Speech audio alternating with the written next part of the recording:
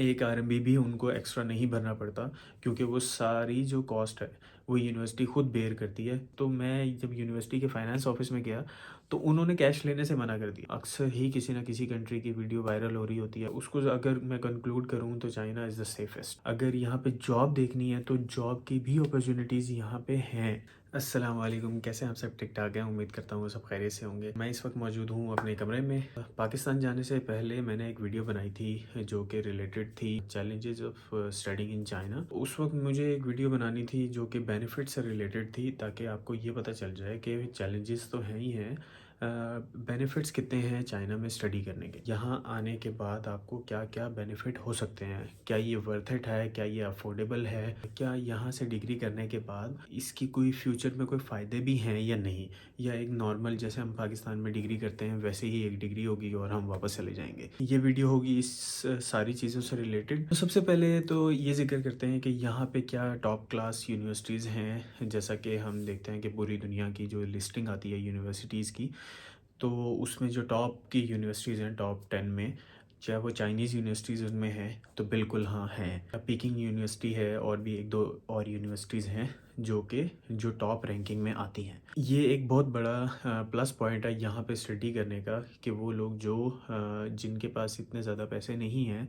और जो अफोर्ड भी नहीं कर सकते, तो वो यहाँ आएँ। अगर उनकी इतनी अच्छी क्वालिफ़िकेशन है तो वो अपना एडमिशन इजीली सिक्योर कर सकते हैं, उसमें एक्सपोजर हासिल करें। वहाँ से फिर आपके चांसेस बन सकते हैं कि आप फ्यूचर में कोई यहीं पे ही अपना करियर भी फाइंड आउट कर सकें।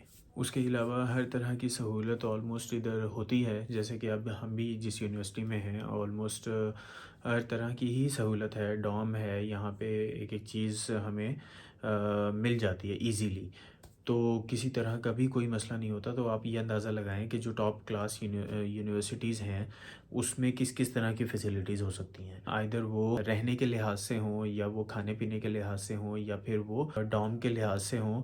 किसी भी एस्पेक्ट को लेकर हर तरह की फ़ैसिलिटी ऑलमोस्ट चाइना की हर यूनिवर्सिटी में होती हैं, ताकि स्टूडेंट जो बाहर से आते हैं उनको किसी भी किस्म का मसला ना हो और वो अपना फोकस जो है वो स्टडीज़ पे रख सकें। सेकंड नंबर पे मैं बात करूँगा अफोर्डेबिलिटी की या एकोमोडेशन कॉस्ट की, कि यहाँ पर जब आप स्टूडेंट आता है तो उसको कितनी कॉस्ट आती है एक महीने की, कि अगर वो अपना अच्छे से गुजारा कर सके। तो इसका जो अंदाज़ा है कि एक महीने में कितना ख़र्चा हो सकता है जब आप इधर आएंगे, तो इसका अंदाज़ा इस वजह से नहीं लगाया जा सकता क्योंकि हर बंदे की स्पेंडिंग हैबिट्स डिफरेंट होती हैं। 1000 आरएमबी के आसपास आपका महीने का खर्चा हो जाता है। लेकिन अगर हम बात करें कि यूनिवर्सिटी क्या क्या चीज़ें आपको प्रोवाइड करती है अगर आप इधर आके स्टडी करते हैं, जो अच्छी यूनिवर्सिटीज़ हैं वो क्या करती हैं कि वो मेडिकल इंश्योरेंस भी खुद देती हैं। उसके अलावा जो डॉम है वो भी फ्री देती हैं, जो ट्यूशन फ़ीस है वो भी फ्री देती हैं, और एक दो चीज़ें और भी जो इससे रिलेटेड हो सकती हैं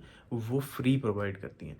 तो इसमें स्टूडेंट के लिए प्लस पॉइंट ये है कि उसको कोई पैसे नहीं भरने पड़ते, तो सारा काम उसका फ्री हो जाता है। इजीली अपनी स्टडीज़ वो कंटिन्यू कर सकता है। उसको ये टेंशन नहीं है कि आज अगर मैंने 6 महीने के पैसे दे दिए तो कल मुझे 6 महीने के बाद दोबारा देने पड़ेंगे, तो ये बिल्कुल भी मसला नहीं होता। लेकिन कुछ यूनिवर्सिटीज़ हैं कि जिसमें कुछ चीज़ें वो आपको खुद देनी पड़ती हैं। लाइक मैं जिस यूनिवर्सिटी में हूँ मुझे उसमें अपने डॉम का खुद देना पड़ता है, मुझे अपनी मेडिकल इंश्योरेंस भी देनी पड़ती है। ये यूनिवर्सिटी टू यूनिवर्सिटी भी डिपेंड करता है और स्कॉलरशिप टू स्कॉलरशिप भी वेरी करता है कि आपको उस स्कॉलरशिप में, जिस स्कॉलरशिप में आपका एडमिशन हुआ है उसमें आपको क्या क्या फैसिलिटीज़ मिलेंगी। बहुत ज़्यादा मसला नहीं है, फिर भी वो लोग जो नहीं अफोर्ड कर पाते ये थोड़ा बहुत उनके लिए भी बहुत ज़्यादा लगता है। जिन लोगों का एडमिशन इधर हो जाता है किसी अच्छी यूनिवर्सिटी में, बहुत बड़ा प्लस पॉइंट है। एक आरएमबी भी उनको एक्स्ट्रा नहीं भरना पड़ता, क्योंकि वो सारी जो कॉस्ट है वो यूनिवर्सिटी खुद बेयर करती है। वो लोग जो अफोर्डेबिलिटी को देखते हुए कहीं मूव करना चाहते हैं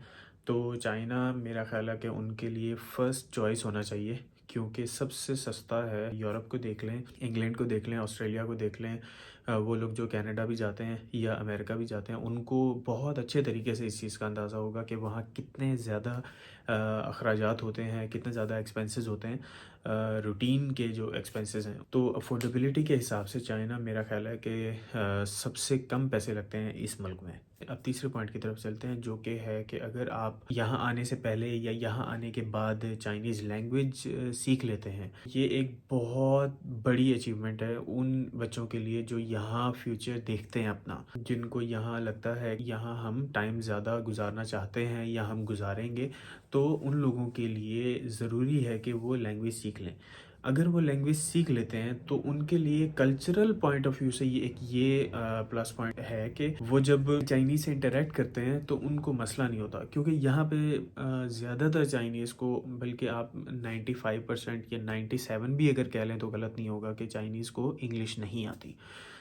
वो लोग जो कुछ परसेंटेज में आते हैं और वो बोल भी लेते हैं, वो भी इस तरह टूटी फूटी बोलते हैं कि आपको उसको समझने में मुश्किल होती है। ये मैं अपना पर्सनल एक्सपीरियंस बता रहा हूँ। अब उसमें वो लोग जो सीख लेते हैं, सीखने के बाद ये होता है कि वो जिनसे भी कम्युनिकेट करेंगे, उन चाइनीज़ को इस बंदे से और इस बंदे को उन चाइनीज़ से आपस में एक दूसरे की बात समझने में आसानी होगी। और जिसकी वजह से चाइनीज़ भी इस चीज़ को अच्छा समझते हैं कि अगर उसको, दूसरे बंदे को हमारी ज़बान आती है तो वो ज़्यादा से ज़्यादा इंटरेक्ट करने की कोशिश भी करते हैं। तो अगर आपको चाइनीज़ नहीं आती है और आप इंटरेक्ट करने की कोशिश करते हैं तो एक टाइम तक तो चाइनीज़ आपका साथ शायद देगा, लेकिन उसके बाद उसके लिए भी एक हेडेक है कि इंग्लिश नहीं आती, तो वो भी ज़्यादा बोलने की कोशिश भी नहीं करते, क्योंकि वो अपने कंफर्ट ज़ोन में हैं। वो कहते हैं कि भाई अगर चाइनीज़ आती है तो हम कंफर्टेबल हैं बात करने में, अगर नहीं आती तो हम नहीं बात कर सकते। सिर्फ एक लैंग्वेज के सीखने की वजह से यहाँ पे हर तरह की कम्युनिकेशन आपके लिए आसान हो जाएगी। और दूसरा ये कि जब आप यहाँ पे आपको लैंग्वेज भी आती होगी, आपने यहाँ से डिग्री भी कर ली होगी, तो आपको यहाँ जॉब मिलना भी आसान हो सकता है। तो ये भी एक बहुत बड़ा प्लस पॉइंट है, क्योंकि जितना लोग बताते हैं उतना भी आसान नहीं है यहाँ पे जॉब लेना। उसके लिए आपको लैंग्वेज पे कमांड होना लाजमी है, एट लीस्ट बेसिक लैंग्वेज आपको आती हो, फिर आपको यहाँ पे हम ये समझ सकते हैं कि हाँ आप जॉब ढूंढ सकते हैं या आपको जॉब मिल सकती है। तो ये उन लोगों के लिए प्लस पॉइंट रहेगा लैंग्वेज वाला, जो यहाँ पे आना चाहते हैं, क्योंकि लैंग्वेज ही एक ज़रिया है कि आप कम्युनिकेट भी कर सकते हैं, आप लिंक्स भी बना सकते हैं। तो बेहतर है कि सबसे पहले लैंग्वेज सीख लें, बेनिफिट आपको फ्यूचर में ज़रूर नज़र आएगा। चौथी चीज़ ये है कि हम पाकिस्तान से हैं, एक डेवलपिंग कंट्री है, वहाँ से उठकर जब आप चाइना आते हैं तो इतनी ज़्यादा अमेजिंग आपको चीज़ें देखने को मिलती हैं कि एक दफ़ा तो हैरान परेशान हो जाता है बंदा। पाकिस्तान में तो ऑब्वियस ही बात है कि ज़्यादातर कैश होता है, हर जगह कैश में ही डीलिंग होती है। आप कहीं परचेजिंग करने जा रहे हैं, अब कुछ ट्रेंड बना है कि लोग ऑनलाइन ज़्यादातर पेमेंट करना चाहते हैं, लेकिन फिर भी कहीं ना कहीं ऐसा होता है कि जो रिसीविंग एंड है वहाँ पे वो एक्सेप्ट नहीं करते। जिनको थोड़ा बहुत आइडिया है तो वो ज़्यादा से ज़्यादा क्यूआर पे पेमेंट ट्रांसफ़र होने लगी। तो हमें आइडिया हुआ अच्छा ये तो प्रॉपर डिजिटलाइज कर दिया इन्होंने, बिल्कुल कैशलेस इकॉनमी हो चुकी है यहाँ पे। रिसेंटली मुझे अकाउंट में पैसे चाहिए थे और मेरे पास कैश था, डॉम की फ़ीस देनी थी, तो मैं जब यूनिवर्सिटी के फाइनेंस ऑफिस में गया तो उन्होंने कैश लेने से मना कर दिया, अकाउंट में ट्रांसफ़र कर दें आप, हम कैश नहीं ले सकते। तो आप अंदाज़ा लगा लें कि बिल्कुल भी कैश एक्सेप्ट नहीं हो रहा। अब इस तरह के जो सिनेरियो जब आप देखते हैं तो आपको लगता है कि यार कितने ज़्यादा एडवांस हो चुके हैं ये। फास्ट ट्रेन्स वगैरह को देख लें, आपने अगर वीडियोज़ मेरी पिछली देखी हूँ तो उसमें आपको अंदाज़ा होगा कि 310 किलोमीटर की स्पीड से अगर ट्रेन जा रही है और बिल्कुल स्टेबल है, कोई आपको फील भी नहीं हो रहा कि शायद आप 310 की स्पीड से जा रहे हैं। तो इतनी अमेजिंग आपको चीज़ें देखने को मिलती हैं, तो इतना ज़्यादा एक्सपोजर आपको मिलेगा कि आपको अपनी रेंज के हिसाब से इससे ज़्यादा एक्सपोजर और कहीं नहीं मिल सकता जितना आपको चाइना में मिलेगा। वो लोग जो पैसे भर सकते हैं उनके लिए तो चलो सिनेरियो डिफरेंट हो सकता है, वो लोग जो पैसे नहीं भर सकते उनकी अफोर्डेबिलिटी के हिसाब से ये जगह बेस्ट है, और यहाँ आके अपनी पढ़ाई भी कर सकते हैं और यहाँ की अमेजिंग और इनोवेटिव टेक्नोलॉजी को एंजॉय कर सकते हैं। डिफरेंट किस्म के एग्जीबिशंस होते हैं वो एंजॉय कर सकते हैं, और उनमें जाके आपको पता चलेगा कि चाइना कितना एडवांस है। तो ये एक प्लस पॉइंट है। आप यहाँ जो रिसर्च करें या फिर आगे जो फर्दर स्टडी को कंटिन्यू करें तो आपका माइंड फिर उस हिसाब से ब्रेनस्टॉर्मिंग करेगा। वो लोग जो स्टडी करना चाहते हैं, ये भी उन लोगों के लिए मुझे ऐसे लगता है कि प्लस पॉइंट है। चाइना की जो इनोवेटिव टेक्नोलॉजी है, जो एडवांसमेंट है, उसको बहुत ज़्यादा इंजॉय करेंगे। जो नेक्स्ट चीज़ है जो मुझे ऐसे लगता है कि यहाँ का प्लस पॉइंट है, जब आप इधर आते हैं तब आपको पता चलता है कि सिर्फ आप ही नहीं हैं जो यहाँ स्टडी करने आए हैं, आपके अलावा और भी बहुत सारे मुल्कों से यहाँ पे लोग आते हैं और स्टडी के लिए, विज़िट के लिए। स्पेशली अभी स्टडी की बात कर रहा हूँ। स्टडी के एस्पेक्ट से इंटरनेशनल कम्युनिटी जो इधर डेवलप होती जा रही है पिछले कुछ टाइम से, तो वो बहुत अच्छी चीज़ है उन स्टूडेंट्स के लिए जो डिफरेंट कंट्रीज से आते हैं, आपस में एक दूसरे के लिए भी। ना सिर्फ चाइनीज़ के लिए बल्कि आपस में एक दूसरे के लिए भी, क्योंकि जब इंटरेक्शन होता है तो आप एक दूसरे के कल्चर को, एक दूसरे की ज़बान को, एक दूसरे का पता चलता है कि वो किस तरह की नेचर के हैं, एक्सपोजर मिलता है। लोगों को लगता है कि शायद यहाँ पे इंटरनेशनल कम्युनिटी इतनी ज़्यादा नहीं होगी या होगी ही नहीं, लेकिन मैं खुद जब इधर आया था तो मुझे अंदाज़ा हुआ कि यहाँ पे इंटरनेशनल कम्युनिटी बहुत ज़्यादा है, स्टूडेंट के एतबार से भी, और वैसे भी यहाँ पे जो लोग काम भी कर रहे हैं, इवन जो फॉरेनर इधर आके काम करते हैं वो भी काफ़ी ज़्यादा हैं। अब इसकी एक एग्जांपल मुझे यहाँ अपनी यूनिवर्सिटी में भी नज़र आई, लेकिन मैं जो दूसरी सिटी में गया था ग्वांगझो में, वहाँ मैंने अफ्रीकन्स बहुत देखे थे। वहाँ मैंने मिडिल ईस्ट के बहुत ज़्यादा देखे थे, और उसके अलावा हम पाकिस्तान से इंडियंस, रशियंस बहुत ज़्यादा हैं, जर्मन बहुत ज़्यादा हैं। इतने ज़्यादा स्टूडेंट्स जब इकट्ठे होते हैं तो एक अच्छी कम्युनिटी डेवलप होती है, एक इंटरेक्शन डेवलप होता है। चाहे आप डॉर्म में मिलें या यूनिवर्सिटी की क्लास में मिलें, तो एक अच्छा इंटरेक्शन हमें देखने को मिलता है। इवन हमारी जो लैंग्वेज की क्लास थी या कल्चर की क्लास थी, उसमें एक मैक्सिकन लड़की आई हुई थी जो कि शायद 1 साल का एक्सचेंज प्रोग्राम था उसमें थी। मैंने तो सोचा ही नहीं था कि शायद मैक्सिको से एक्सचेंज प्रोग्राम में चाइना एक लड़की आ सकती है। तो लेकिन हैं, बिल्कुल हैं, ऐसा नहीं है कि सिर्फ चाइनीज़ ही हैं, पूरी प्रॉपर एक इंटरनेशनल कम्युनिटी है। तो वो लोग जो यहाँ आना चाहते हैं वो इस बात से परेशान ना हो कि यहाँ आपको सिर्फ चाइनीज़ ही मिलेंगे, यहाँ इंटरनेशनल स्टूडेंट्स भी बहुत ज़्यादा आपको नज़र आएंगे, जिससे आपके एक्सपोजर में ऑब्वियस सी बात है कि इजाफा लाजमी होगा। एक और बहुत बड़ा प्लस पॉइंट जो कि मुझे ऐसे लगता है कि बहुत कम जगहें होंगी इस वक्त दुनिया में कि वहाँ स्टूडेंट या कोई भी लोग अपने आप को सेफ़ फील करेंगे। मैंने अपनी कम्युनिटी में देखा है कि लोग जाते हैं यूके, बहुत ज़्यादा गए हैं। रिसेंटली काफ़ी सारी वीडियोस वायरल हुई हैं जिसमें देखा जा सकता है कि बाइक्स पे आते हैं, कपड़ा पहना हुआ होता है और मोबाइल छीन के जा रहे हैं और पता नहीं क्या क्या लोगों के साथ कर रहे हैं। तो ये अल्लाह का शुक्र है कि हमारे साथ इस तरह का कुछ भी नहीं है, इवन किसी के साथ भी नहीं है चाइना के अंदर। उसकी वजह ये है कि बहुत ज़्यादा सेफ़ है, आप किसी भी टाइम निकल जाएं बाहर, इजीली जा सकते हैं। एक मोमेंट के लिए भी ऐसा नहीं लगता कि आप सेफ नहीं हैं। हर जगह कैमरे लगे हुए हैं, हर जगह सेफ्टी है प्रॉपर तरीके से।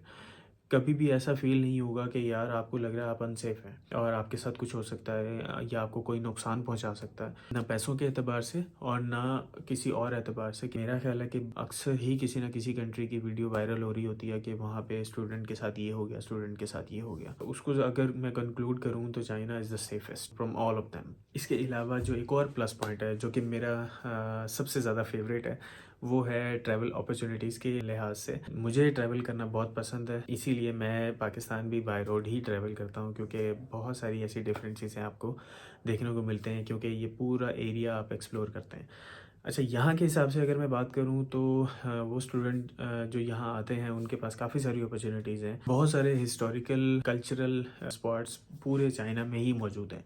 बीजिंग को ले लें, शियान को ले लें, ग्वांगझो को ले लें, शंघाई को ले लें, मॉडर्न सिटी। ये बहुत रिसेंटली चोंगचिंग को बहुत ज़्यादा प्रमोट किया जा रहा है, बहुत ज़्यादा ट्रैवल अपॉर्चुनिटीज़ यहाँ पे बहुत ज़्यादा हैं। वो लोग जो इनको घूमना फिरना पसंद है यहाँ आते हैं, उनके लिए ये बहुत ज़्यादा अच्छी चीज़ हो सकती है कि वो अपनी हॉबी को भी इंजॉय कर सकते हैं और यहाँ साथ साथ अपनी स्टडी को भी कंटिन्यू कर सकते हैं। काफ़ी ज़्यादा इम्पॉर्टेंट पॉइंट जो मैं नेक्स्ट डिस्कस करने जा रहा हूँ वो है करियर अपॉर्चुनिटीज़ यहाँ पे देखना और करियर यहाँ पे बनाना। ये बहुत ज़्यादा इम्पॉर्टेंट है। वो लोग जो यहाँ आते हैं उनके लिए ये ज़रूरी है कि यहाँ पे जब वो आके चाइनीज़ सीख लेंगे या फिर थोड़ी बहुत एटलीस्ट बेसिक्स उनको आ जाएगी, तो उनके लिए यहाँ पे बिज़नेस अपॉर्चुनिटीज़ और उसके अलावा करियर अपॉर्चुनिटीज़ बहुत ज़्यादा हैं। उसकी वजह ये है कि यहाँ पे एक तो इंटरनेशनल एक्सपोजर आपको मिलेगा और उसके अलावा ये है कि यहाँ पे आपको ये पता चलेगा कि पूरी दुनिया में बिज़नेस कैसे चल रहा है। यहाँ पे आपको बहुत से लोगों से जब आप इंटरेक्ट करेंगे तो आपको सारी बातें खुल के समझ आना शुरू हो जाएंगी। तो आपको पता चलना शुरू हो जाएगा चाइना क्यों इतना राज कर रहा है पूरी दुनिया में जो मैन्युफैक्चरिंग है उसके लिहाज से।